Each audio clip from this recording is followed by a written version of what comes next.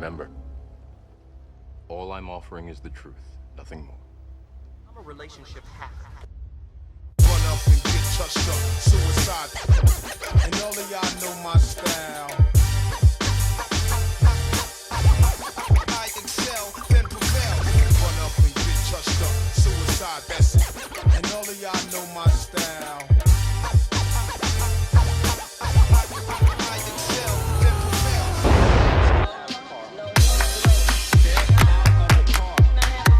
I do have the right. Now step out or I will remove you. I refuse to talk to you other than to identify myself. Now if you're walking, ain't no revolutionary should persuade you to be a fucking slave for the rest of your days. Should be grooming you on how to behave, teaching you how to coon and buck dance so that you can be safe. If that brother ain't no rider, soldier, no provider, molder of young minds, check it out. You got yourself a bitch. Think about the time that you. Ladies and gentlemen, the So What Morning Show has returned to TradioV. That's Radio in TV. Man, y'all already know how I do with these topics. It's about to be crazy than a mug up in here. I gotta do it. I gotta challenge you. I gotta push you outside of the box. Maybe you weren't ready yet, but it's important that I do it regardless of that fact. So, as is commonplace, you guys already know how I get down. I gotta promote black businesses, right? So this is what I like to do. Hey, Chris, turn it down just a taste, man. This is what I like to do. Oh, for the people who supported Elephant NYC, right? That's LFANT NYC. These brothers are the equivalent of the Black Polo, right? Black Polo Company. Black owned.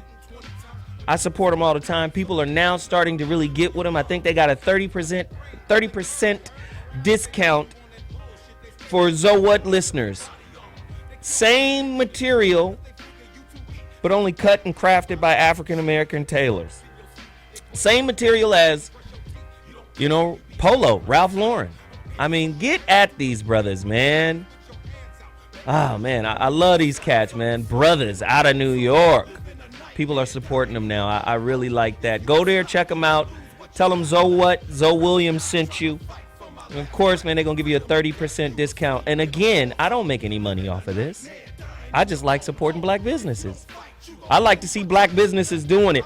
Like Freedom Paper Company. No excuse to wipe your ass with Charmin when there's a black business out there responsible for toilet paper. Where's the website, man? Freedom Paper Company, right there. Black people making toilet tissue? Ain't no excuse for you to use the little cartoon bears to wipe your ass. There's no excuse. Toilet paper from brothers. You don't trust brothers to even clean your own ass, do you? That's terrible, man. We got to continue to support black businesses. Here we go. Arise Hospitality. Again, same scenario as Elephant.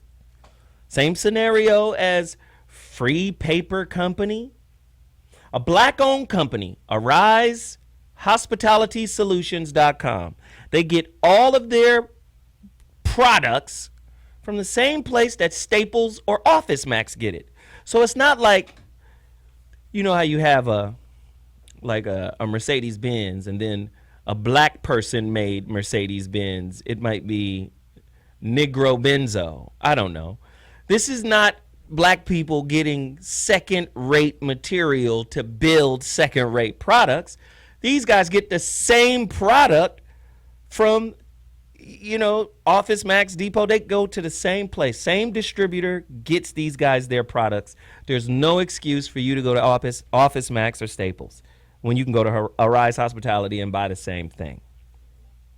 Do we have Veronica on the line? Let's get Veronica in here because I need you guys to support Veronica Conway and Black Mastery. Speak on it, Veronica.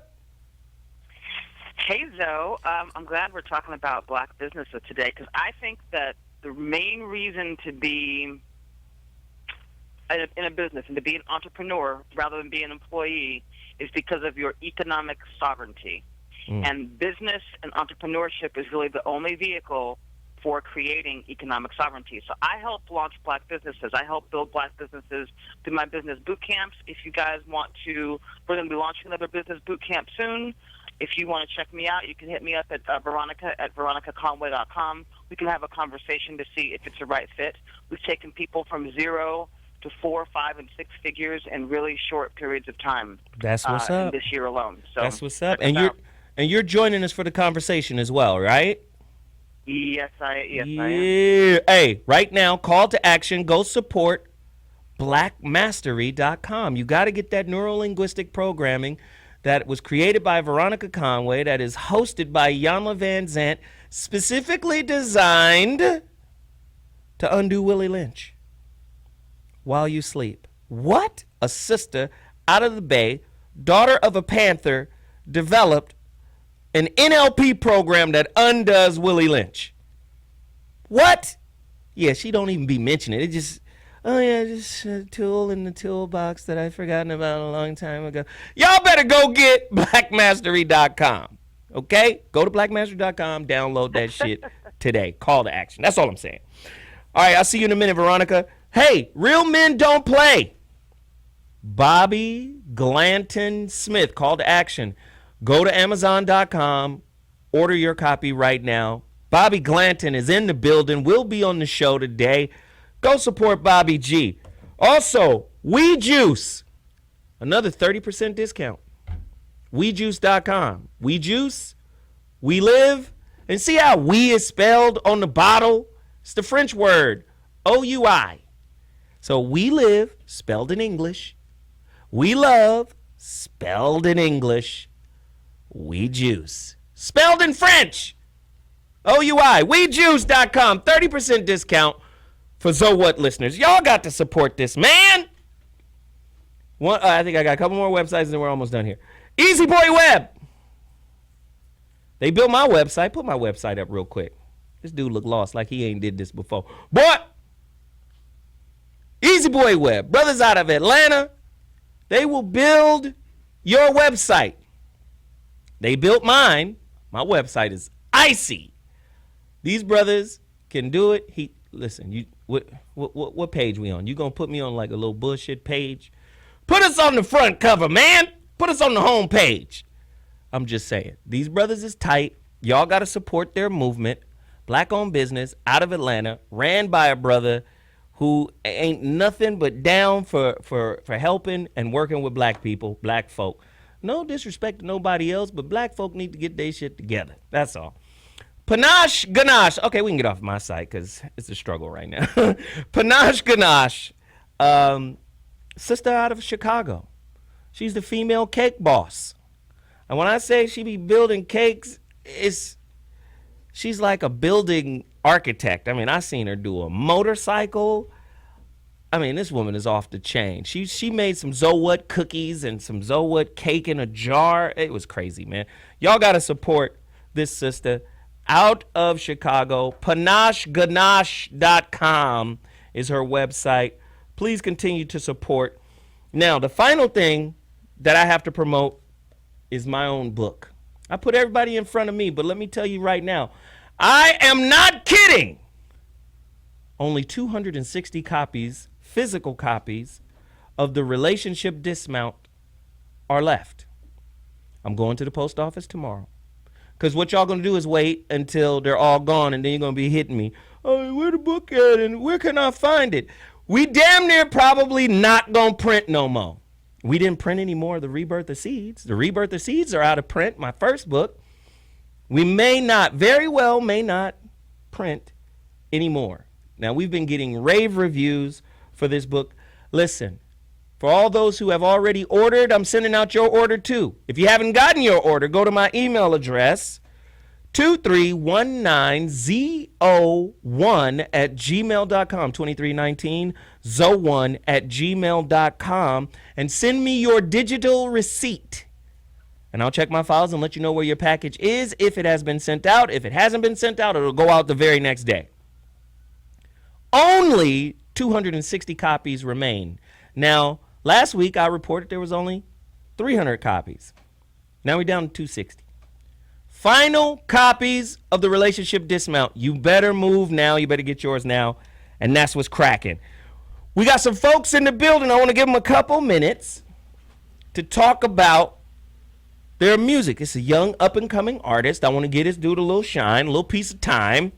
His name is Ghrimmm. What up, bro? Yeah, what up, Zo? Welcome to the show, man. Thank you for having me. Tell me what your music is about. Is it different than all this other stuff that's out here? What? I'm just saying, what separates you from the rest of the clan? Well, I like to think my music is a little different. I call it hush music, you know. Hush.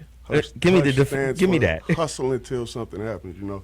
Trying to inspire people to hustle for whatever they need. So hush music. Yes, sir. As debuted right here on the So What Show. Hush music. I like that. Give me that acronym one more time. Hustle until something happens. Wow. How real is that?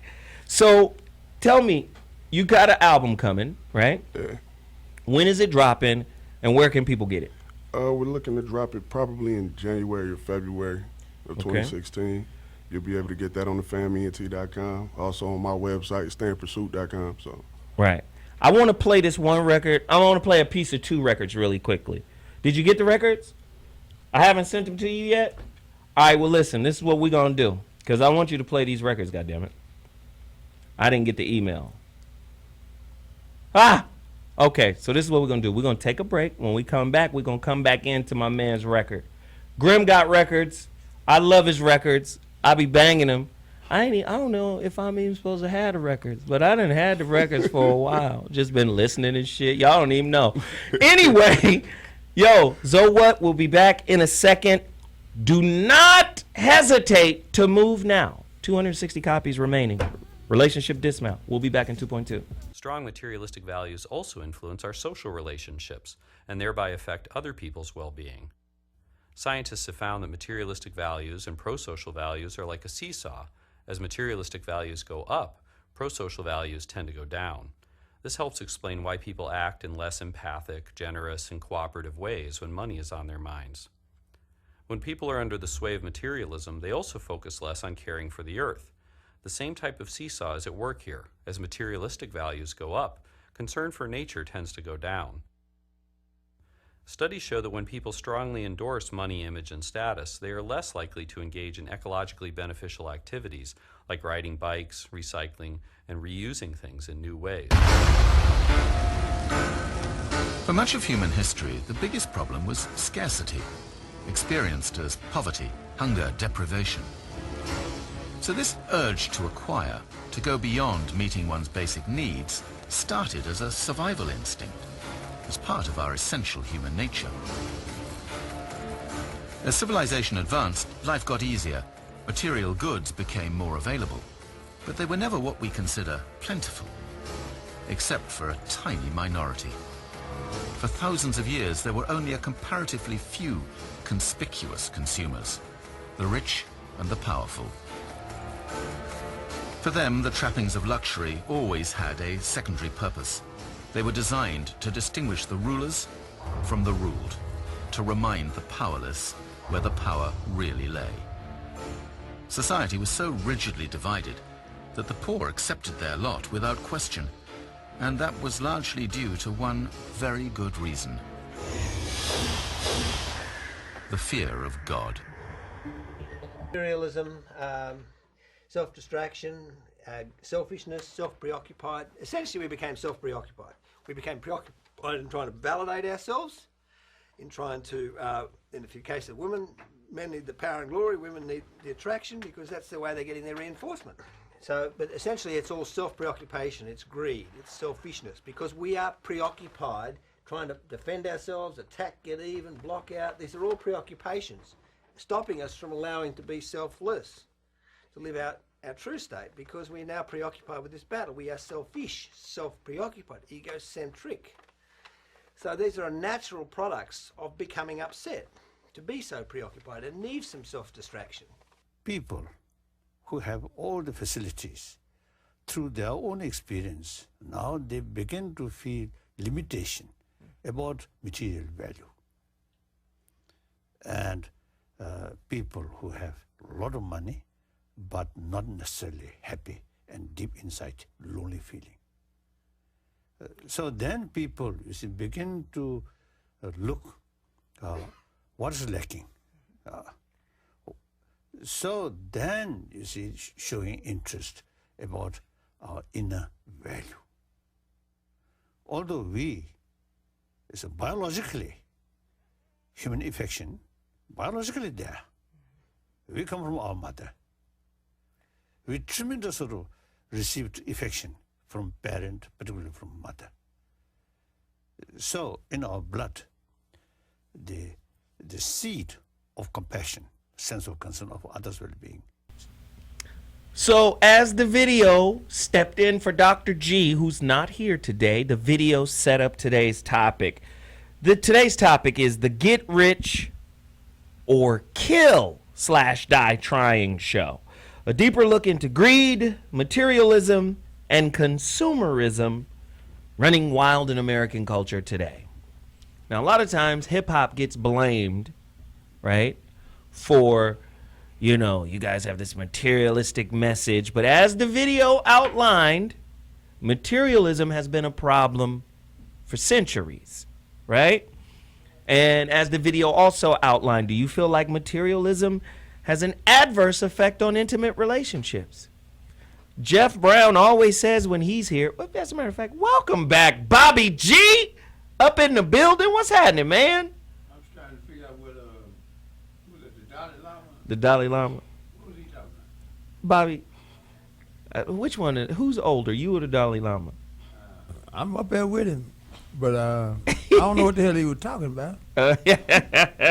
Listen, Bobby is back in the building, but we want to know, has consumerism, materialism, I mean, when we look at hip-hop, that shit is, everybody talking about gold chains, gold rings, you know, you buy these hoes. I mean, can we just keep it real? Has materialism ruined intimate relationships? Bobby, spit that wisdom. Can we get some understanding? I don't think materialism ruined relationships as much as the absence of a sense of purpose, because, you know, it's nothing wrong with wanting and having nice things, but when they precede intimacy, personal caring about folks and caring about each other, then it is out of order. So it ain't nothing new about people getting excited about having nice stuff, but the emphasis has shifted to the point where it has become more important than people themselves. Wow, wow. Listen, we got artist Ghrimmm in the studio right now, hip-hop artist. Talk to me about your artistry, the music, and does your music come across as misogynistic or money-grubbing and hungry? And really, does money just desensitize us to feelings? This is the I don't give no fucks generation. So can we speak to that? I mean, personally, my music is about going to get whatever you need. So, like I said, hustling till something happens. If you're hustling to find love or intimacy or whatever you're hustling for, just do what you need to do to get that. As far as my music or hip-hop in general, bringing us away from intimacy and whatnot, I don't think it does that. I think it's a personal decision for everybody. So for me, I actually need a little bit of love in my life. I don't necessarily need all of the money in the world. I do want to be able to take care of my family, but I would much rather have good relationships with the people who I'm around. That's why I'm a part of a team called The Fam, because we all take care of each other like we're family. You know, so we built the foundation of what we do on the thought that we're all family. But see, let me just say this, man. We listen, on this show, we can keep it hella real. No holds barred, no filter. A lot of the research is saying that humanity is becoming less empathetic, less caring. And then some of the intangible higher values like modesty, honesty, trust, integrity, all that shit's up for sale when it comes to money, when it comes to tangible values, right? A tangible value is my car costs $100,000. Tangible value is my house costs $5 million, right? And when you have that in place, it puts you in a hierarchical kind of space where, you're above some people, fewer people are above you, right? And now we start looking at how we judge our relationships, how we get into relationships based off of the tangible accumulations at the expense of the intangible ones, which have more value. But I mean, I completely understand where you're coming from, and but I feel like it's almost being fed to the community, in overdose at this point. When you got the reality television, I mean, all of the kids, social media. There's nobody's posting on social media, the important degrees or the hard work that they're doing to get to where they need to be. Everybody's posting the glamour, the glitz, what they have received from, whatever they've done. There's no message on, okay, I worked hard to get this. Right. Bobby? Well, first of all, I'd like to commend this brother to my left. I just met him, and he goes by Hawk, and then he told me why they call him Hawk. He's one of the few African-American, black, colored, Negro, whatever the flavor of the week, who actually played in the National Hockey League. He played for 4 years, man. Yeah. I find that interesting, man. Congratulations. Knock some niggas' teeth out, huh? Oh, my God. I love it. Man. I mean, he looks the part, You man. put a nigga on skates, he gonna hurt something up. Something gonna get hurt up. So props to you for that. But back to the subject matter for a moment. I was in Memphis last week, and there's a real popular rapper out of Memphis. I forgot this cat's name, but he got this song where he said, I go from 0 to 100 real fast. Drake? Is that his name? He's not from Memphis. Oh, well, he was in Memphis or something, man. And they just kept playing that song all day long. I go from 0 to 100 real fast. And the more I heard that song, Bobby rapping. I opened up the commercial appeal of the paper in Memphis, and he ain't the only one going to from 0 to 100 real fast, because there's about 15 people got killed that weekend. Wow. And so there's a correlation between the music and how people feel about each other, how they feel about possessions, and what they'll do to get them, without any doubt in my mind. Veronica Conway, you got to chime in on this shit. Help. Yeah, I think so. Here's what I think. I think of abundance as a lubricant. The problem is that in a Eurocentric value system, we get trained and conditioned to have deficit-based thinking. In other words, we get trained that you'll never have enough money. You can never have enough, right? So we're always walking around in a state of needing and wanting versus having, right? That's how they program us, so that we're never fulfilled, so that we're never satisfied, so that it always has to be more. And if you look at all of the programming in the media, it's really geared toward that. And the only reason they do that is so that you'll feel hollow enough and empty enough inside that you got to go buy some more shit that they want to sell you. Wow. And so we have to bust that internal paradigm so that we can be in having and not just wanting. Wow. This is crazy right now. Listening to Veronica is basically telling me, because everything I do, every topic I put together, every show I put together is another angle and a different angle on how we view intimate relationships. So sometimes we talk about finance, sometimes we talk about politics, sometimes we talk about religion, sometimes we talk about race, ageism, racism, sexism, classism.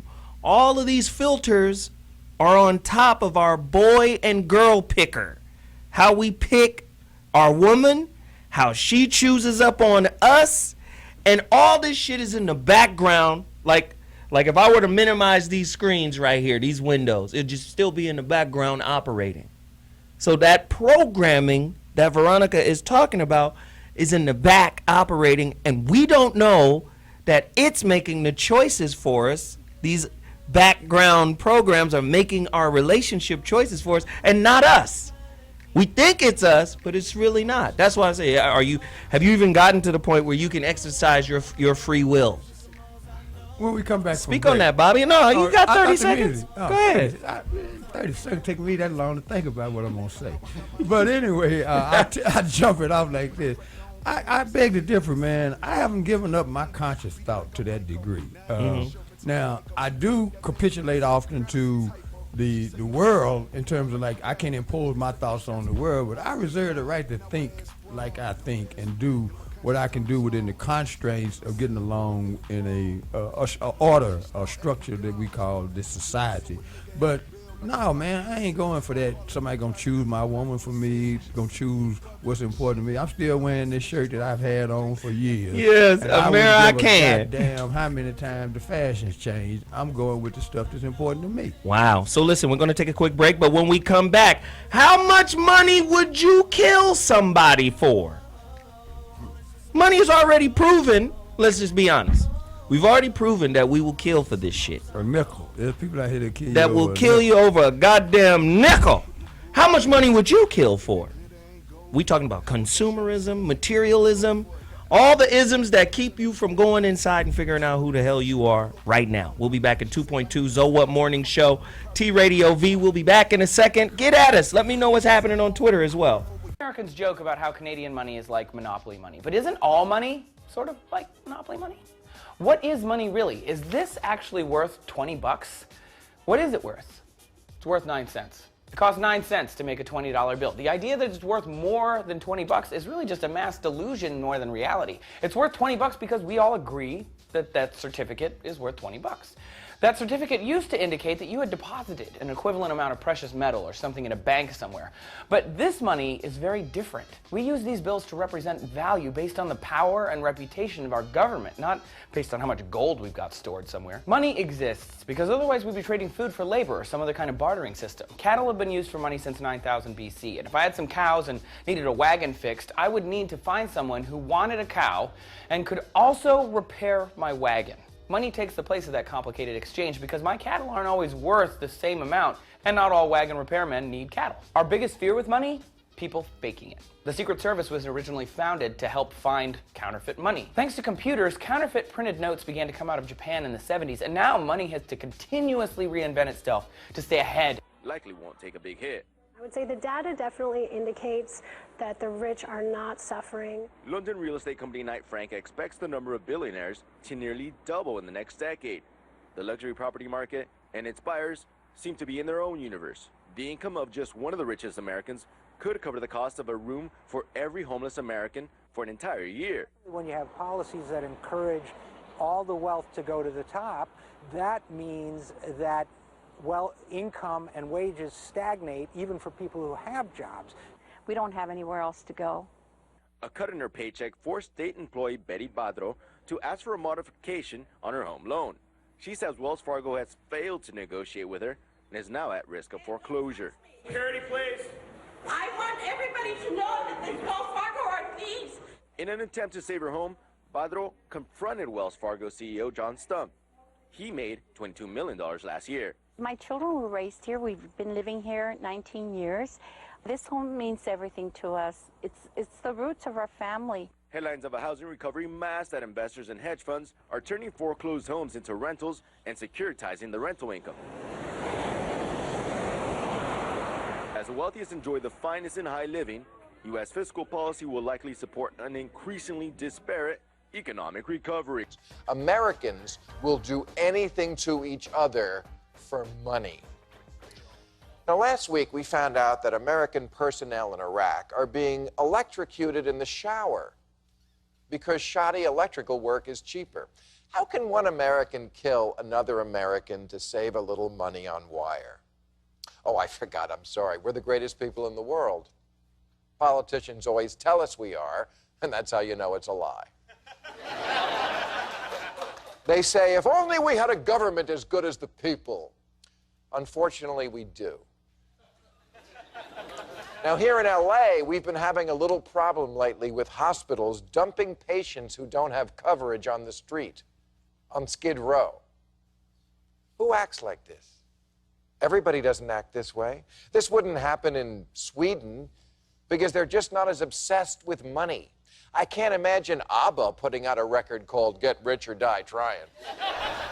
Does materialism help, right, develop materialism, greed, capitalism? Does it help develop an overly narcissistic attitude? Listen, In America, you don't have to be on a basketball court or a football field to be a competitor. We're taught to compete in every aspect of our existence here in America. Now, what bothers me is that people born in the fishbowl don't recognize the borders. They think, this is my world. They don't know it's a fishbowl. They see it as the world. They see it as their reality. So my question is, stepping outside of America, trying to stretch your beliefs here, are we in like this toxic little fishbowl of narcissism, selfishness, and all of these different social constructs? Do they contribute to the fucking poor showing of our relationships? How much would you kill for Aarona Lopez joining us? Hi, how art thou, folks? How much money would you kill for? No money. I'm afraid to kill. I'm afraid of blood. Now see, that's because you ain't never seen $20 million in cash. Nah, because I'll be known as the person who killed them for the $20 million in cash. Hey, part of your contract is you get to wear a mask. Am I a contract killer? Am I hired? It's $20 million, ain't it? How much money would you kill for, Bobby? I would kill for free. That's what I'm talking. There we go. Bobby said, I'd kill somebody for free, goddammit. I wouldn't kill nobody for money, but I would kill for free, though. Woo-wee. I like that, Bobby. I got to really not like you to do that. I got to really think about it, right? Grim? I'm kind of on the same line with Bobby. I think not really a price, but it depends on what type of situation I'm up against. If I need to feed my kids or get my grandmother some help in the hospital, I may be more inclined to knock somebody's head off. Just why so politically correct? I'm just saying, like, just tell me the truth. Would you kill somebody? How much money would it take? You must need somebody dead. No, hey, am I looking for contract killers now? No, I'm just asking. Because a lot of times we listen, this is a bullshit-free zone. Y'all can say what you feel. Okay, I'll jump. There we go, Bobby. Thank you. The reason I would kill for free is there's something worth killing for. Like you say, defense of household, defense of family, defense of my own life. But it's limited to those things. I wouldn't just kill for the sake of having a beef with somebody and then sneaking up and doing some dirt. Because I got to live with that. And that's something we talked about off the record a minute ago, was the fact that we never really show what happens to a killer. And most people have never actually talked to a killer because the killers don't talk to folks about killing. They don't. They got a darkness on most of the people that you hear talking about killing won't fight polio with a donation. And that's hard not to do. Bobby won't fight polio with a donation. Veronica, speak on it. Yeah, I mean, I agree with Bobby. The impact, my dad's been in prison for 45 years, and so he's around a lot of killers. And when I go to visit people in the when I go to visit him in the penitentiary, I'm very aware of just that energy of the negativity that killing and violence brings. So I'm kind of with Bobby on that. I think that there's a huge aftermath in terms of killing, and so therefore I wouldn't engage in it for any price. That's good shit. Listen, we do a couple of relationship shows across the city, right? Aarona and Veronica are on my other show, The Voice of Reason, on Dash Radio. You can get there by dashradio.com, or you can download the Dash Radio app. On that show, it's the opposite of this show. Where this show is mainly male-dominated. Over there is female-dominated. It's mainly female voices. And I try to quarterback that shit, but it's difficult. It's impossible. She walked in and took my seat. So just took it like... You gonna tell them that? They didn't even know. They didn't even know the air. Talk about bringing up old shit. But I will say this. I will say this. When we're discovering and going into depth on these relationship topics, you see economics and capitalism creeping into every fucking discussion. And that's just what the fuck it is. So my question is, we're living in a society where, number one, They've taken narcissism out of the DMSR. I think that's how you pronounce it. DMSR or DSM or DSR. DMSR, whatever. Dance, music, sex, romance, Prince record. You know what I'm talking about. The damn crazy people book with all the crazy labels in it, right? For craziness, for mental illness. In that book, they took narcissism out of it. Why? Because they said it's so pervasive, you can't pinpoint and say, oh, this section of people are narcissistic. They're saying in America, basically everyone's narcissistic. So look how that, listen, I'm just saying, let's connect the dots between materialism, consumerism, because just like a fat person who feels some type of emotional charge from eating a fucking half a gallon of ice cream because they felt bad, some people have to consume, have to spend, have to buy shit in order to fill that hole. Hello, iPhone. It's called the iPhone because it's about us. Ooh. Selfies are popular because we want to take pictures about ourselves, with ourselves, to show everybody else, hey, this is me with myself and I'm awesome. What is Bobby? you? If people went back to work at something, and that's not to say that people aren't employed, but there's a difference between working at something and being employed, then this would be less of an issue because you get a greater sense of accomplishment when you're working toward a goal, when you're trying to do something that becomes a part of your legacy. So once we remove words like legacy and accomplishment from our day-to-day discourse, then you end up with narcissism and I this and I that, because that's the only thing that makes people feel good is an attention that they draw to themselves as opposed to being known by their reputation. And that's maybe a generational thing, but that's where I sit on it because I don't really see all this need to. I tried to take a selfie and couldn't do it because I ain't had no practice. And then when it didn't come out right, I just said, okay, I'm going to get somebody else to take that shit. You know, but it's like, what in the hell is this shit all about? You know, because when you talk about consumerism as a theme for this show, man, I came here because of that, because I see the impact consumerism has not only on my people, but on our nation, and how it's got folks at each other's throat over somebody else's money. The goddamn shoes. Stupid, man. Goddamn Jordans. Michael Jordan made more money. Cost they now, about $200. $200. The newest report came out and said Michael Jordan's Jordan brand made him more money last year than he made in his entire NBA career. Really? Just last year. That's crazy. That's some bullshit right there. They needed to add to that how many people got shot, stabbed, and robbed over a pair of damn tennis shoes, man. But see, this is what I'm saying.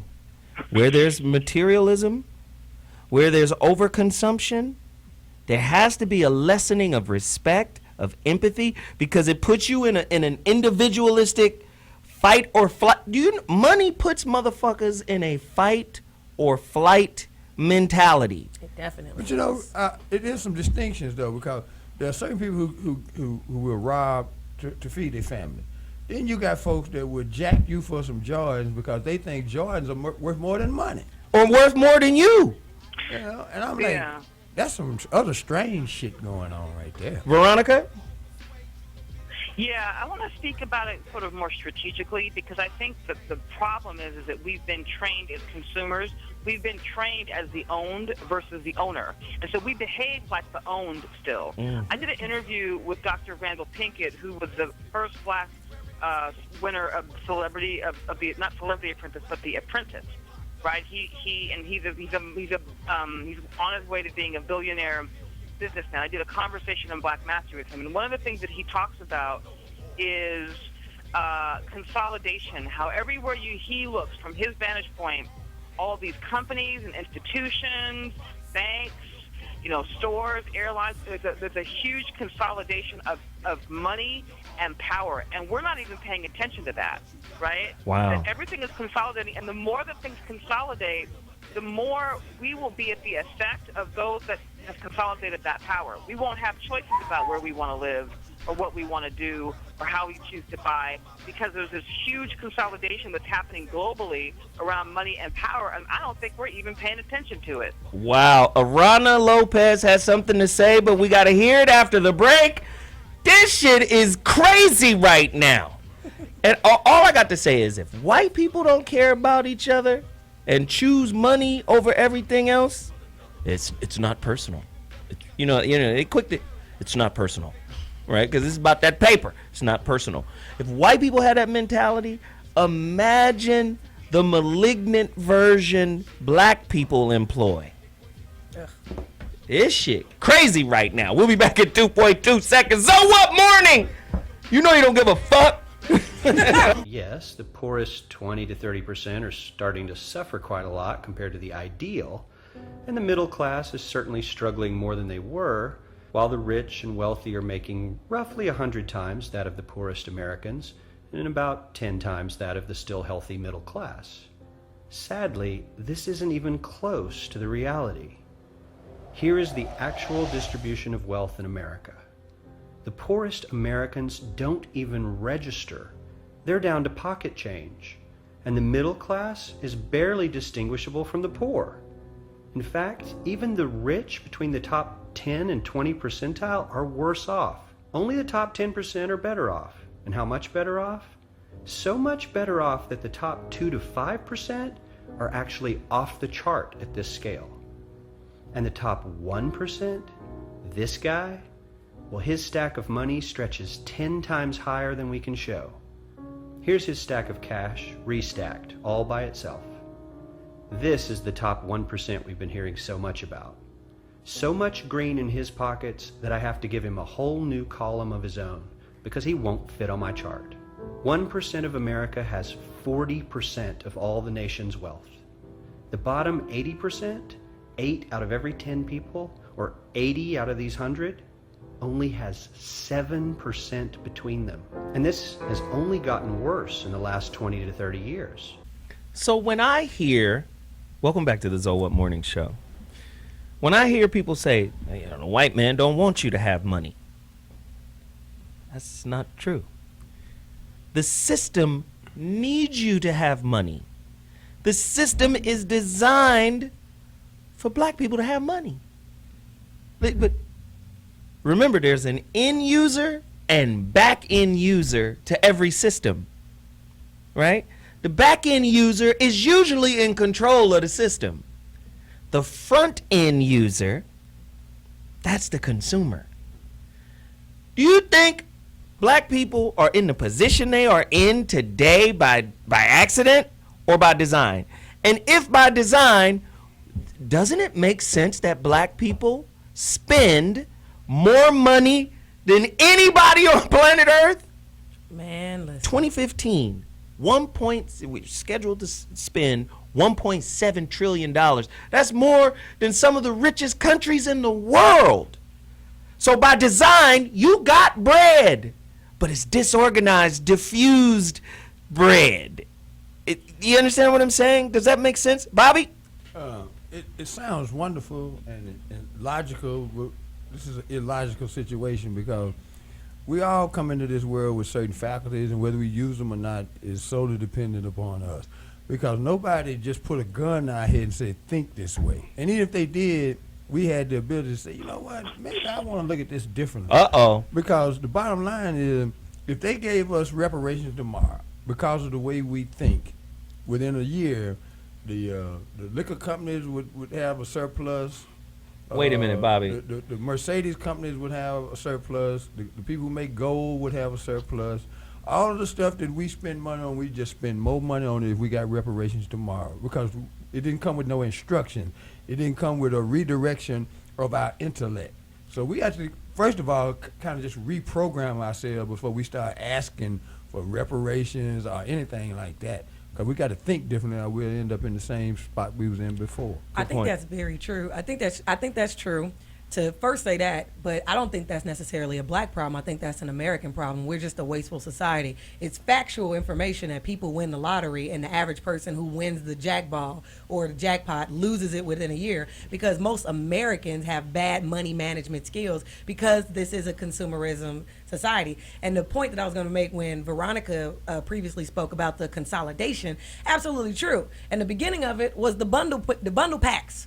Cable bundle pack, phone bundle pack. We gonna force you to go to this company because they gonna have everything. DirecTV and AT&T just teamed up, so now you gotta get your cable and this and that from them. We have all the subscribers. When AOL got together with Time Warner, and Time Warner owned HBO and all of these other companies and Time Magazine, we gonna get together and you gotta spend your money with us because we have the best product and we're gonna control that. And then when we buy more companies, we gonna force you to make these other companies a part of your lifestyle.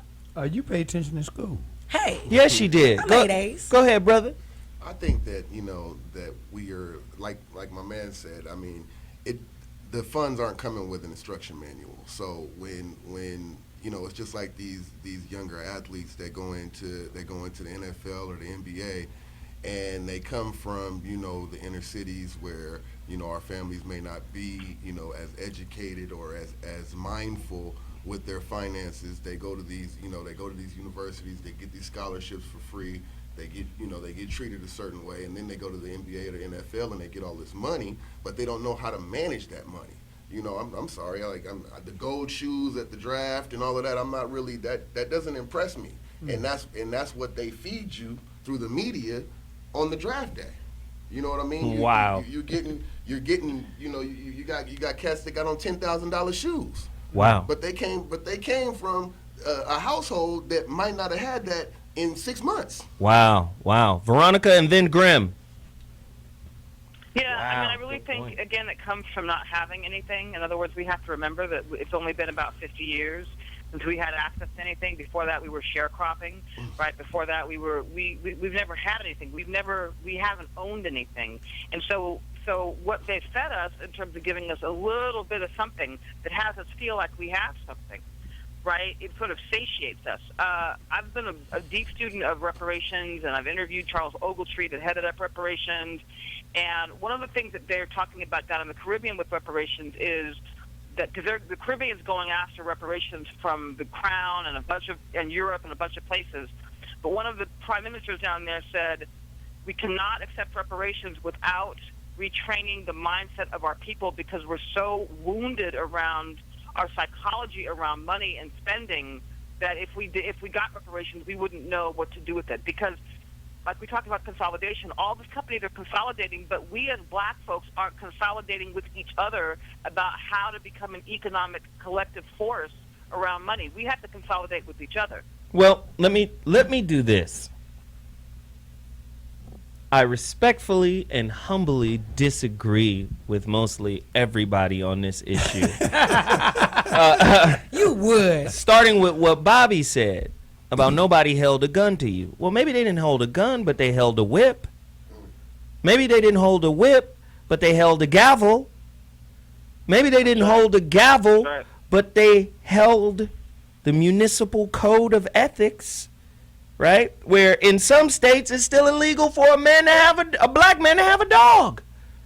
So what I'm saying is you cannot marginalize social engineering and the programming that goes in it. Now, Elijah Muhammad told Malcolm, better be careful of that one-eyed devil, talking about the TV, talking about the media. The media will amplify a message and get it to the world in an instant. And it shapes minds and it shapes reality. So we can't marginalize enough. We really can't marginalize enough. It's on us to just wake up out of this slumber. Wait a minute. In order for you to wake up out of your slumber, remember what we talked about earlier today when I set up the show and I talked about the different window panes that are up right now. And when you minimize this is all in the background. This is all in the background, still running, still operating. Like this is what my book is about. Where do your choices come from? Because a choice is not created by you. It is presented to you. Come on, advertisement. No, and I'm talking about within a system. It doesn't mean you don't have the capacity to create your own choices, but if you've been by default programmed to choose from what's been presented, it takes something in you or somebody around you to go, hey, you get to make your own choice. This is why I go back to that movie, The Network. Was it The Network? The Yes. Facebook movie? When Social Network. The Social Network. When you see fucking Mark Zuckerberg and them guys and the two twins coming into the counselor's office saying, hey, he stole our idea. And they said, make another idea. That's what we do here at Harvard. We put the rest of the world to fucking work. We create the shit for them that they got to, work to get to, right? We present the choices. If you're not creating your own choices, you don't have any power. Bobby? Well, you said at the very end, the most important part of your dissertation there, if you don't think for yourself, then somebody else will do the thinking for you. But in the event you got the balls and the temerity to think for yourself, you have a chance to change the course of history. But that's a big stride right there. That's a huge one. You got to have cojones to go ahead and say, you know what, I'm going to do this. That's why Al Heyman, I started talking about Al Heyman years ago. I wrote about him in my book, Real Men Don't Play, and that's why he's on 7 stations right now, 200 fighters, and controls boxing. Now, De La Hoya suing him, Bob Arum suing him, and they got to sue him because he did what was inconceivable. He took over something that they said couldn't be taken over, the fight game. But you can't turn a station on now and not see one of his fighters every week. Wow. And it's because he did not settle for the narrative that I can't do this. White men are human beings, just like everybody else. They make mistakes. So when it comes to the narrative, who controls it, that's who runs the game. So if you don't like what's playing on that station, change that motherfucker. Or create your own fucking station. Listen, we'll be back in 2.2 seconds. The So What Morning Show is crazy!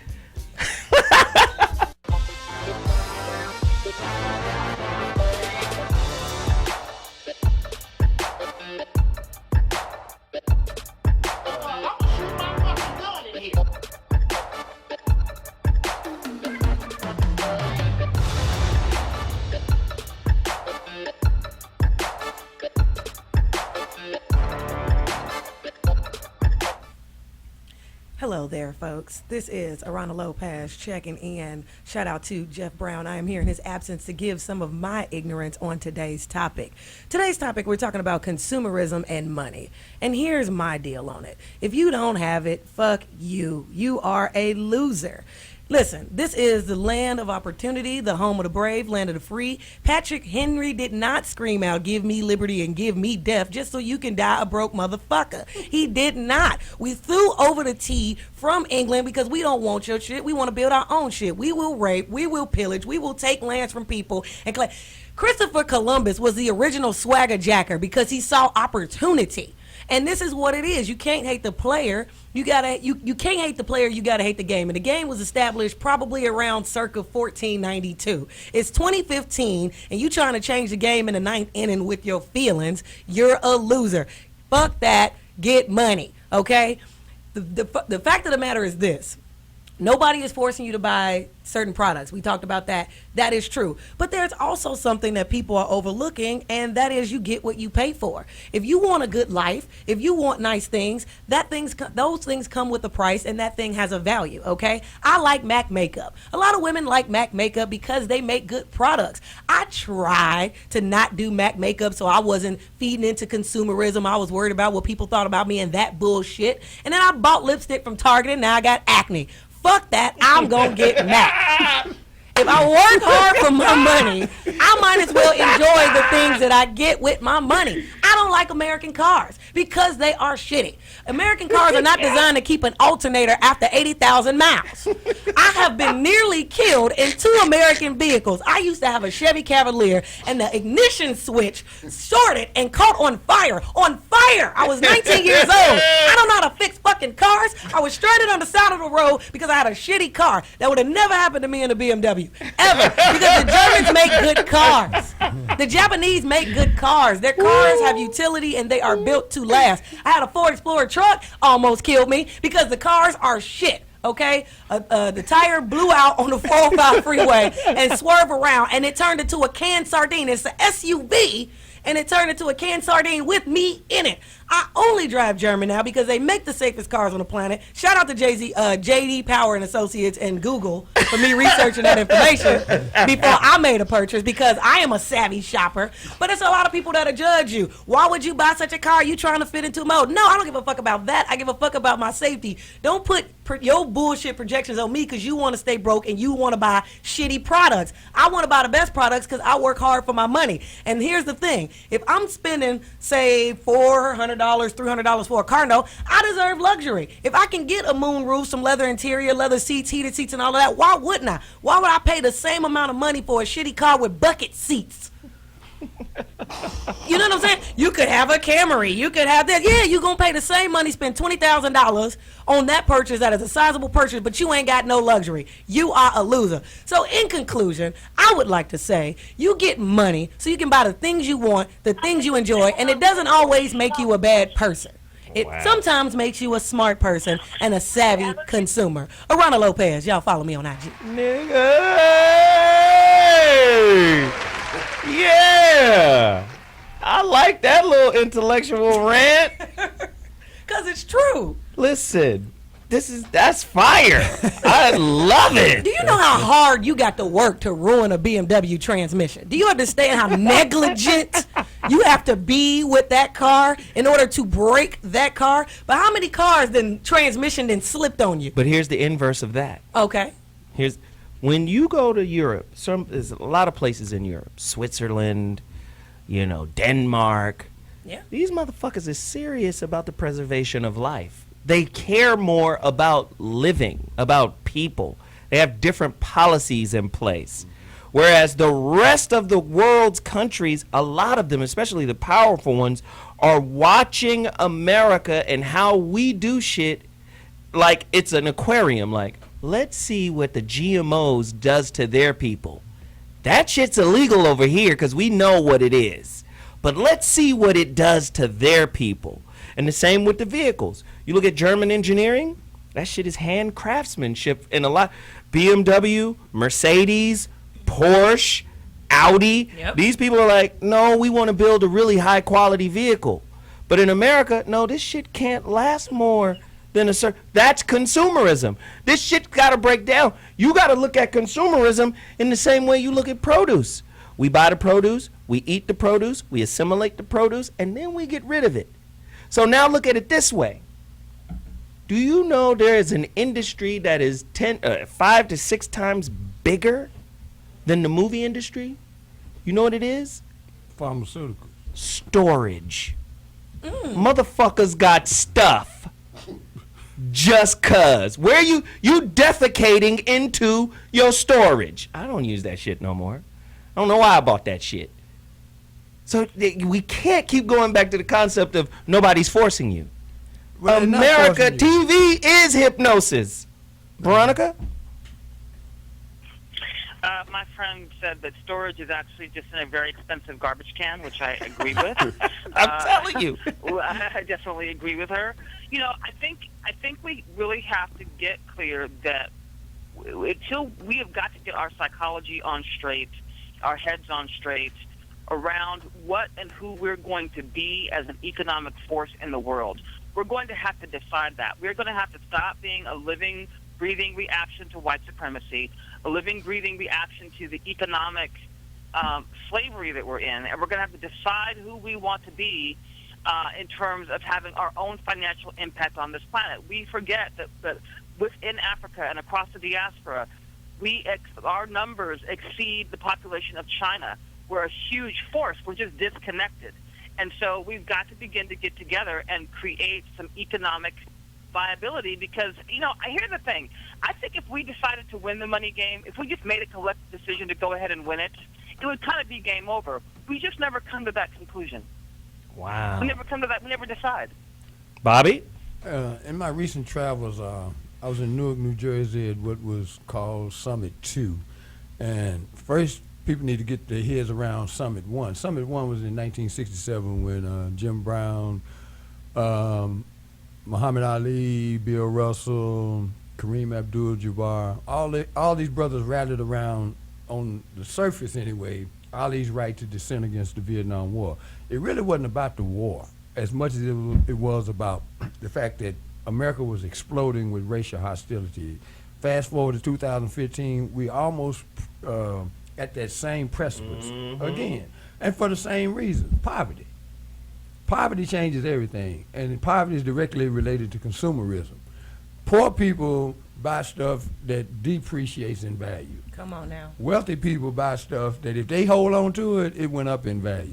And until we learn those fundamental principles, as long as this is America, then we're going to finish last in the race to be first. I say that in the construct of this. I've mentioned this person on air many times, and hopefully somebody will research him. His name is Wendell Stimley. He just spoke before the Congressional Black Caucus Regional Meeting in Tunica, Mississippi that I attended. And politicians ran after him like he was a rock star after he told me, he said, look, first of all, we need to quit chasing after our own money. The Transportation Department had just let a contract in the state of Tennessee for $187 million just to maintain the roadways around the freeways, you know, the grass, cutting the grass, that kind of, $187 million, 0% black participation.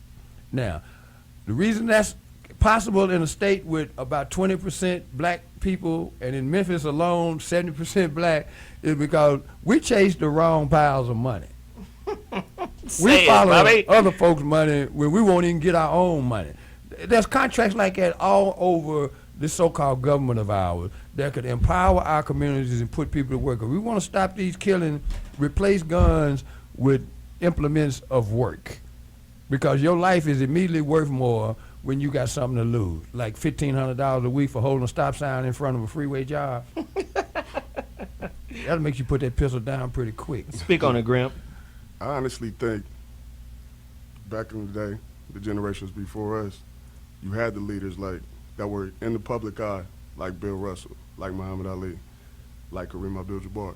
If you look at the athletes now, if we're just going on athletes, I feel like a lot of them are just scared because of their image. They're scared to say what we all want to hear or what we all need to hear, so that we can start from the younger people and move up and teach them what they need to know, as far as, okay, spend your money this way, or go get your money this way. You know, when we had the unity in a front for everybody to see, where people could relate to them because they were our leaders and they were celebrities, we had something to follow, or y'all had something to follow. We don't really have anything to follow anymore because everybody's scared to say what's really on their mind or what's really going on to preserve their image. So, real quick, Joe, give me 60 seconds. 60 seconds. You're going to have to be one of those folks, and you're going to have to be one of them, she's going to have to be one of them. We ain't got time to wait on them. Yeah. They're going to have to emerge out of their own volition, and there's some good news.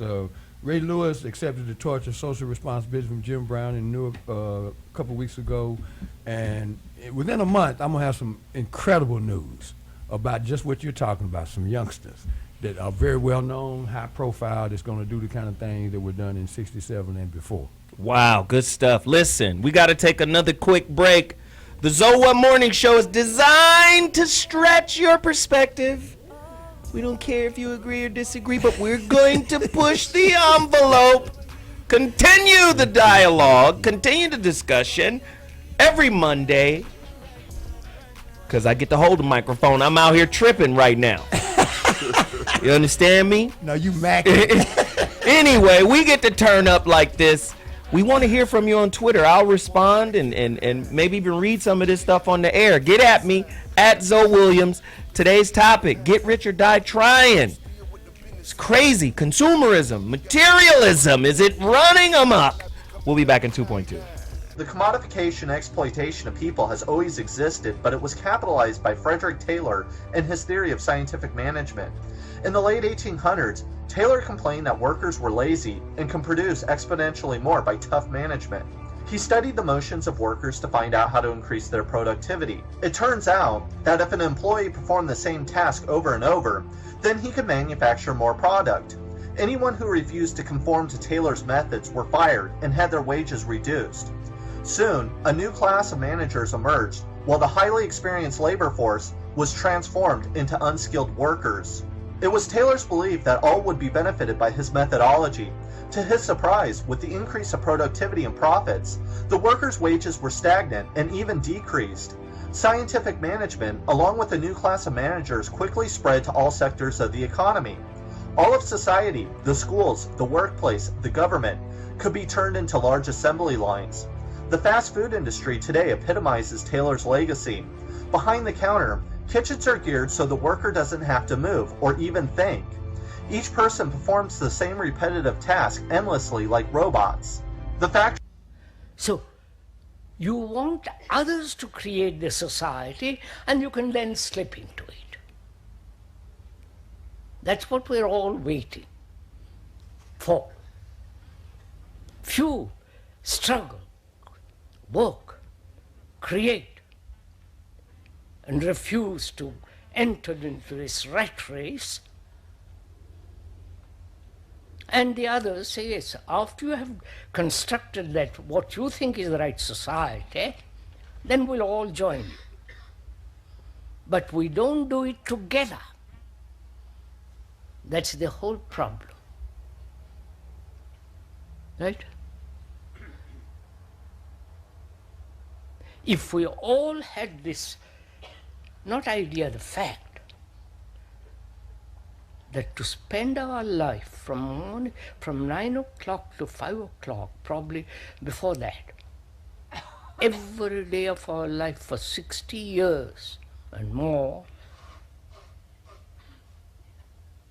we would do something about it. Talk. Give me a martini straight up with 2 olives for the vitamins.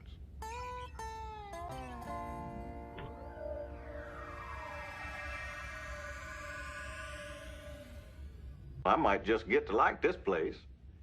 Let's see if the Braves are on. How do you cut on this TV? TV? Yeah, the boob tube. I believe he means television, sir. That particular form of entertainment did not last much beyond the year 2040. Well, what do you guys do? I mean, you don't drink and you ain't got no TV. It must be kind of boring, ain't it? That's what all this is about.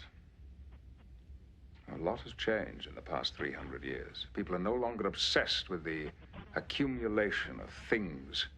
We have eliminated hunger, want, the need for possessions. We've grown out of our infancy. 2 seconds. Yo, look who just fell into the building. The leader general of the 5150 Nation and Army has just showed up to weigh in on materialism, commercialism. Speak on it, man. Are we just greedy, especially black folk, buying Jordans, killing each other for Jordans? Does money mean more to black people than black lives? Yeah. I mean, speak on it, brother. First of all, what up, y'all? CoreyHolcomb.com, get these 5150 jerseys. But look. Consumerism, bitch. Right. No, as a people, I think out of everybody in America, we get the least in all things. So materialism works really good on us because we starving. That's why Nike and all these companies that we know can't stand us, we still buy their shit because we need a certain brand on us to show that we ain't rock bottom. At least mentally, that's how we feel. So we are the true victims of materialism because of how lost we are. Anybody want to speak on that? That's heavy.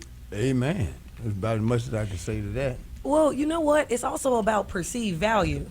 You know what I mean? Where you get that word from? Perceived value? I went to college. You sure did. Shout out to U of I. Huh? I was paying attention. I went to college. A lot of girls don't have perceived value, and that's why it worked for me. You know, it's like, side chicks never have perceived value. It's a lot of girls in high places who are lawyers and everything. They don't have perceived value. Therefore, I'm able to capitalize on the mental weakness they have on them. Well, no, what I'm saying, like, okay, as artists, right? We're artists. And in order for us to get what we want to get financially, we have to have a certain level of perceived value and stand in our value. But if we don't do that, we don't make no money. You know what I'm saying? People have no problem spending $20 or whatever to go see the hot movie of the hot celebrity, but we say, hey, $20 come to this comedy show, all of a sudden it's a decision. Well, it's the same thing with like Gucci, Coach and stuff like that. Gucci has perceived value. They purses are $1,500. Now, do you want this purse or not? You can't come to Gucci like, I got 45. Why your purse is so high? You ain't going to say that to them. You going to shut up and you going to get them $1,500. And if you don't have a $1,500, they're going to say, well, go to the Coach store. Well, wait a minute. That's a good point. But who establishes what is valuable? The consumer or the creator of the product? Speak on it. I think the creator of the product definitely establishes what is valuable and how much the value is. And the consumer either has to play ball or not. You know what I'm saying? And that's what I'm saying. Like, as artists, it's important for us to stand in our value because we set our value. But if we keep letting people nickel and dime us, well, now can you do it for free and can you do it for that? Then we let them determine that. But that only works in the consumer world. We understand consumerism when it comes to products, but we don't even understand it in our own lives. For instance, like, take it out of the artist world. You work in a job. That's consumerism too. You accepting that $9 an hour because you think that's what you worth because somebody told you that's what that job pay and that's what you're going to get. So you lean into that and you take that $9 an hour and you're like, well, this is what they said I get. I don't aspire to get more than this because you're not setting your own value. You just taking what you're given. Just like with Gucci purses, with the artists, there's a lot of clutter. Therefore, the value goes down on a lot of things. You really got to stand on what you say when you say, I am valuable, or you will wind up in the clutter because there's a lot of Gucci purses on Canal Street, goddammit. Motherfuckers is not 1,500 nothing. Say it, Corey, say it. I like nice things, okay? And Jordans hold up for me. You know, some Nike flights may not hold up the same for me. I mean, the way I like to say, I like quality, you know, over quantity. You know. But what about quality over consequence? You know, and the reason why I bring that up is because this is well known that Jordan's brand, also Jordan takes that money and then reinvests into private prisons. Right. So quality over consequence, where the consequence is really predating on your community. Completely understand. Can we speak to that? No, I definitely understand that, and that's a hell of a point, though. Quality over consequence, right? I wasn't ready. I wasn't ready. Everything at the mall is meant to destroy niggas. Veronica? Yeah, no, that's true. I mean, most things are meant to destroy us. I mean, everything is geared towards the destruction of the melanated human being. I mean, that's just the truth. I mean, I think David Banner said it best. He said white cops kill black people the same reason that black people kill black people, because we don't perceive any value in our own community. And so if we don't value our lives and value ourselves, it becomes very difficult to organize and to become a powerful economic force in the world, because we don't even see value in ourselves and one another. Bobby? Well, consumption, and this is to use a word that's one of my favorite, perceived value. And it's important that we begin, as we look at how we want to do better as a people, as individuals, is to understand that the more valuable we become as individuals, the more valuable we are collectively. And it's more than just a slogan. It's a mantra. It's a belief system. It's a way to comport yourself. Because last week a little 3-year-old boy was killed in Cleveland in a drive-by situation. Now, what's important about that is we need to start calculating what his life would have been worth, not only to his family but to our community. And as we elevate the value of our lives, it will change our consumption patterns. Consumption patterns. It's true, vocabulary. Though. I got one. No, but it's true. When you look at what we buy, now we got to start asking the question: what do we value as a community? We already mentioned Jordans. What else do we value? And why is but why is it valuable? You know, is there a purpose for what we purchase? Corey said something important a minute ago, and it ties into the why. So he said a Gucci purse on one end of the country is worth something, and then on the other end of the country you can get it for some shekels. Okay. Some shekels? Yeah. What form of currency is that? A shekel? That's the wooden pennies. Murfreesboro shit. They don't even use dollars in Murfreesboro. They use shekels. God damn. So it's about controlling your narrative. You know, whatever's important is important to you. First and foremost, when it comes from somebody else, that's when you need to start asking questions. Why is this important to me? Wow, Okay, good point. But why are the fellas why are the fellas buying all of this shit to look good? Why are we doing that? We do it for women. I know where you're going. Ain't nothing more rewarding than fucking a bitch because you had a fake Gucci outfit on. That is the motherfucking shit. Boy, when you putting that little $8 shirt back on, you be like, you a stupid bitch.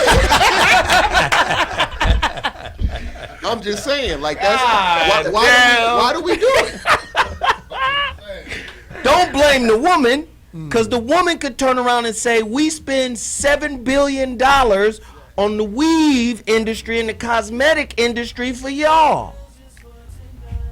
They won't leave the house without the attachment. Let me tell you something, man. A lot of sisters will not empty the garbage without that toupee on. That's because you ain't met a real chick that's gonna wrap it with a scarf. Listen, we got to take a quick break. The Zoe Up Morning Show, TradioV, that's Radio and TV. It's crazy in here. Oh! The study was based on 1,700 households of working age between 1984 and 2009. In just 25 years, the wealth gap between white and black families tripled from $85,000 to a staggering $236,500. African Americans in Washington have seen, the schools deteriorate. They've seen the housing markets are deteriorating. So blacks are losing that, and blacks are moving out of these old neighborhoods. In the U.S., 1% of households own 37% of all wealth, giving towns like this one in Fairfax, Virginia, a new definition of what it means to be wealthy and privileged. I don't think it surprises a single black person in America. I don't think it's a thing about, and it probably didn't surprise as many whites as you might imagine. You know, Lyndon Johnson talked about this a long time ago, and he said in very simple words. In 1965 at Howard University, he says that you can't ask a man with a mule to catch up with a man with a caterpillar. And I often use that with my students, and they don't know, and they think caterpillar I mean worm, but caterpillar I mean tractor. Yeah, this show is crazy, man. I wish we was still filming the in between the breaks, because Corey and Aarona up in here tripping, right? It was good fun stuff, though. It's good. Now, hey, but listen, we're talking about consumerism, materialism. I believe that God, slavery, and religion are wrapped up all into one thing, and that's the worship of money. That's the love of money. I think God, religion, and slavery can all be just locked into money, because we'll do anything for that shit. And people be trying to act all modest and spiritual, and they will sell their mama out. Like Biggie said, you turn your mother over, right? She'll snitch on you. You know, if the money right. So I'm just saying, is that something moving forward? It's 2015, almost 2016, us as a people. Is that something we have to rectify, something we have to correct? Because I think materialism leads to a kind of barbaric mentality when you ain't got it. I definitely. I done fucked too many hoes in church to believe that Jesus is part of that shit. In the building, or you met them there? I have had sex with a girl in a church. Oh my goodness! It was great.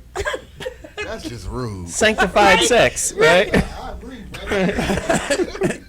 That was holy holes. Oh my goodness. So Veronica, but do you hear the direction I'm going with that question? Like, does it strip us? Does it strip us of something essential to be not just human, but a higher human? Speak to that. Well, I think that, so here's the thing. So there's some indigenous cultures that they looked at down in, like, say, the Amazon, right? And whenever the European came in with his Bible, with his disease, and with his money. They videotaped, they filmed these women in the community, and they just showed sort of how happy and carefree they were prior to the introduction of all of these Western ideals. And literally a couple of years later, you went back and they filmed them again, and the women were addicted and wrinkled and sad and depressed. And so there's been a real impact of this introduction of this European system to melanated people. There really has. But the thing is, if you're going to replace it, you got to figure out what you're going to replace it with. I mean, you can say, I mean, there's movements out here that talk about bartering and all that kind of stuff. But if you're going to replace it, you got to replace it with something, because the money and consumerism is so built into the very fabric of Western civilization. You're going to have to blow it up with some dynamite. Is this why we shopping for Mr. Right and Mrs. Right?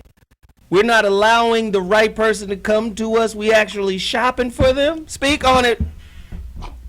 Me? Yeah, they put the sunflower seeds away. There is no Mr. or Mrs. Right.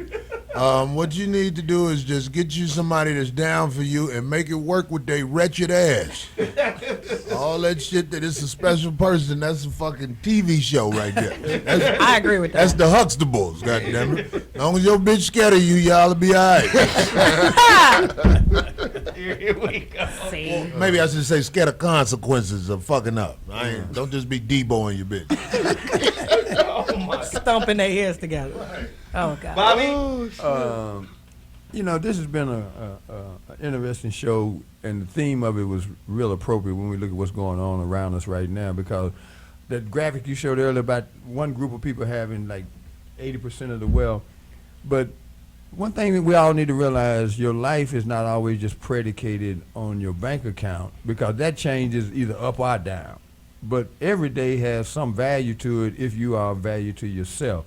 And I say that having been broke at the 10 Commandments most of the time, and then having money and then having to deal with the new friends that you accumulate along the way. Wow. So, you know, just don't get caught up in consumption for consumption's sake. If 80% of the women you slept with respect you, you did right while you was alive. Damn, wow. That's some deep shit. Wow. I wasn't expecting that one. Wow. That's a bombshell. That's...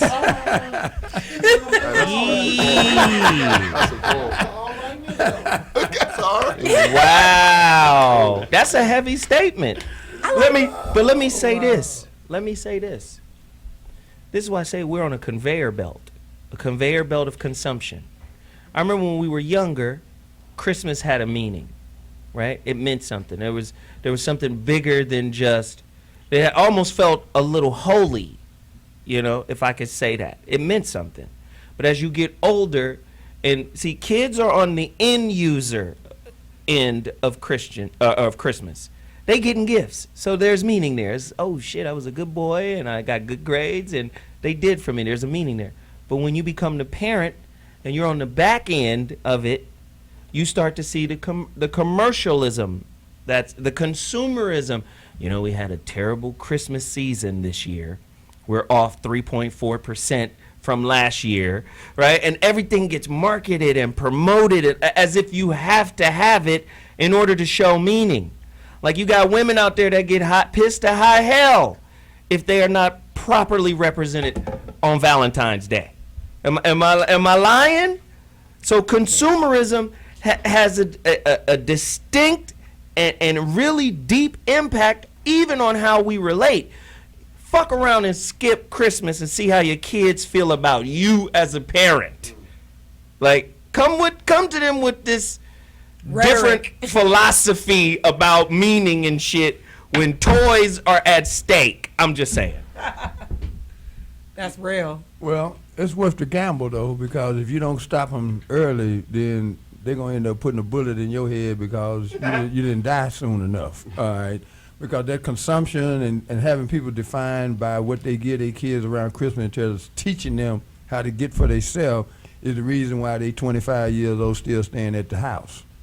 I'm saying it goes back to perceived value, like I said, even with consumerism, Christmas, and just capitalism. Capitalism is going to have somebody blood on his hands. That's just how capitalism is built. But still falling into perceived value, or what you think is valuable, or buying into what somebody told you is valuable, is how you become the victim. Even at the beginning of the show, when he said we all got a price to kill somebody, the number he threw out was 20 million, and instantly I'm like, number one, that's not enough.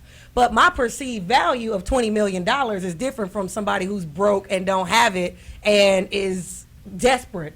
Like, I read an article on Andrew Carnegie and how he demanded $500 million for his first idea with like the railroad and the metal industry from J.P. Morgan Chase. That was his first number that he led with, because he knew that he had a good idea. He knew that he had the solid He knew the value of it. He knew the value. He knew the solid means and the resources. Nobody in this day, well, not this day and age, but nobody in this round table or everyday youth or youth in the hood would feel like none of their ideas are worth $500 million. You know what's interesting? White people, and he know. But yeah, he know how much money they make. Exactly. Meaning like money they literally make, not Exactly. earn. I didn't say earn. They make money, just like you go outside and you make a snowball. So he asked for that much money because he know, he like, man, we killed the real people who got the real things of value. So I need this much. Wow. Hey, you know what? That's a great point. Both of those points are great, but your point reminded me of one when I was an A&R person. Okay. At the time, I was trying to sign Razkaz to a record deal at Loud Records. And we had a meeting at some some fucking Beverly Hills restaurant. It was Steve Rifkin. Coolio was managing Razkaz at the time. And Coolio asked Steve Rifkin, he said, how much money do you need to make in order to be cool? And Steve Rifkin was like, shit, 500 million or more. And Coolio, the perceived value thing, Coolio was like, why you need 500 million? I could have 100 million or 50 million or 20 million and I'd be straight. That was just his mentality. That's the perceived value was different. For Rifkin, 500 million was just the starting point. You see what I'm saying? That was just, this is our seed money. So perceived value is a trip, man. A lot of people have a different perspective of it, but when we come back, we're going to wrap it up, man. This show's crazy.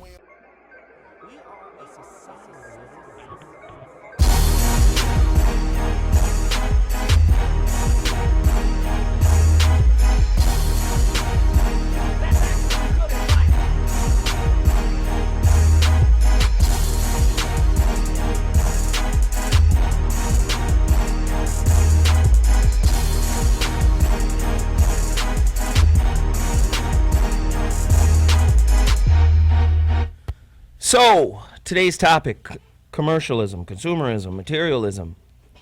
A lot of great points were brought up today. One that resonated, Corey came in and it was said before, materialism as a means of acquiring meaning.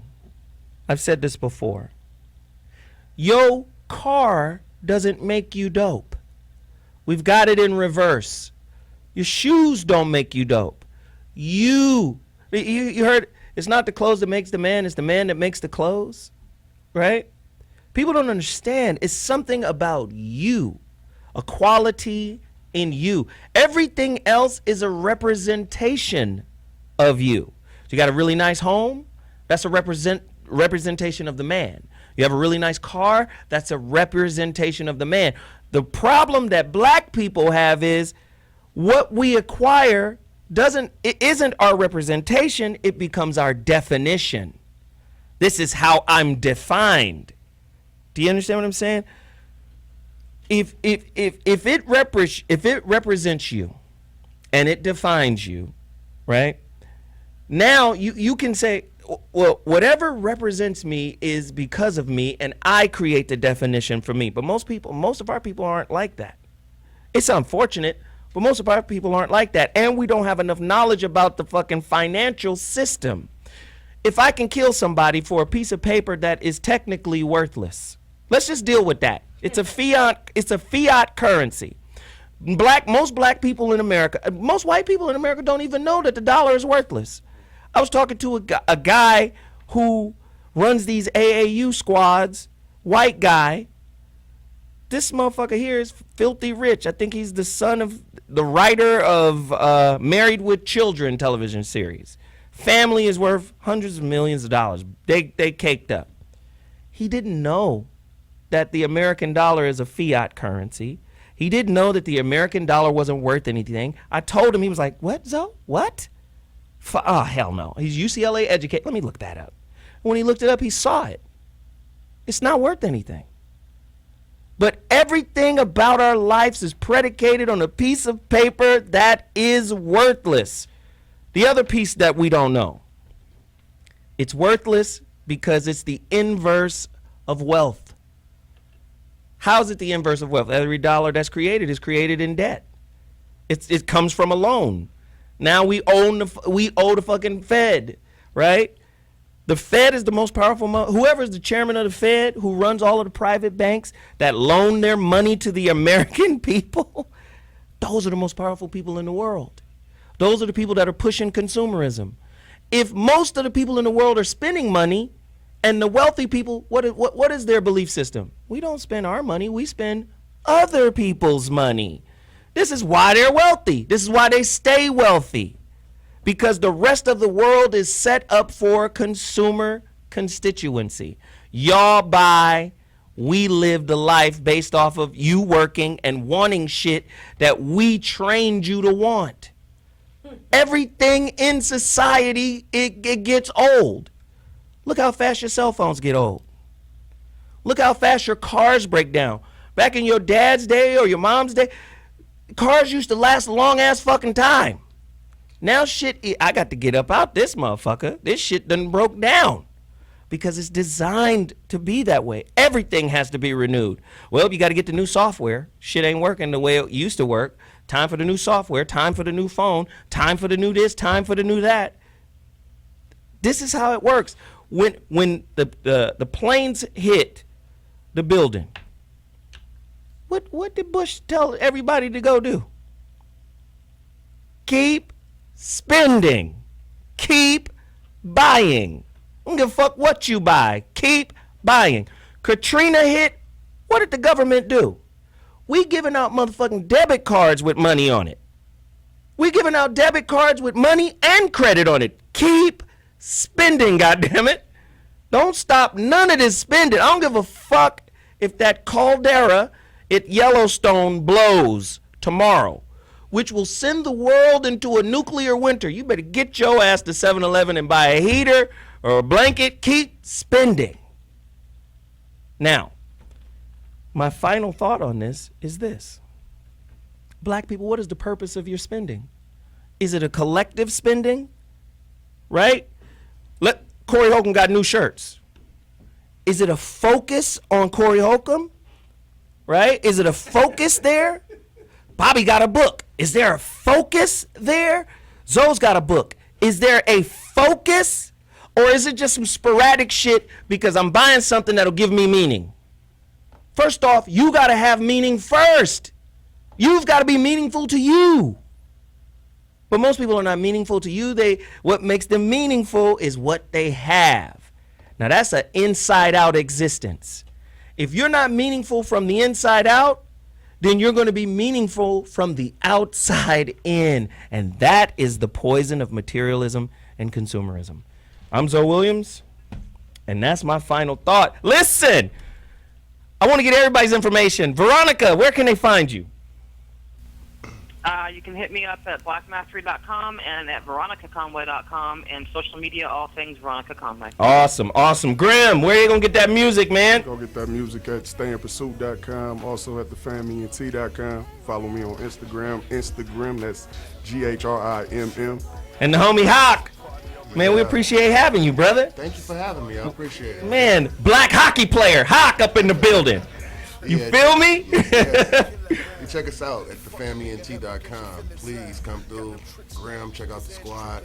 You know, we in here trying to make it happen. Perfect, man. I love it, man. Good music in the background. Aarona Lopez. Yes. Where they gonna find you? Check me out at www.aaronalopez.com. That's AARONALOPEZ.com. Aarona Lopez 100 on IG. Love it, love it. Bobby G. You're gonna find me in Zoe's Grill. We going back to the hole, brother, in about 30 days. Back to the hole. Okay, stop, Bobby. Back to the Jesus. hole. Okay, At you just Glanton-Smith Bobby, on you just Twitter. got back to the city now, and he's already talking shit. Finger roll you to death. Corey. You probably find me cussing a bitch out for asking too many questions, but other than that, get up with me on the Corey Holcomb and also CoreyHolcomb.com. Get your 5150 gear. Come on. It's in full effect. That's Yeah. all. Oh, 5150 tomorrow. 5150, our anniversary show. We've been there a year. We done had over 3 million motherfuckers see what the fuck we on. So 5150 Nation in the house. Yo, only 260 copies remaining of The Relationship Dismount, my new relationship book. Make Up, Break Up, Wake Up book. It's for relationships too. So it's not just a book for people who have broken up. It can actually maintain a good relationship or enhance it. So listen, IamZoeWilliams.com is my website. Go there now, and I will mail it out tomorrow morning. We need to move now. It's only 260 copies remaining. After that, there will be no more reprints. Not by me, anyway. So there you have it. Appreciate everything. We got to go. We'll be back next week with another heater. Zoe Up Mornings. We out.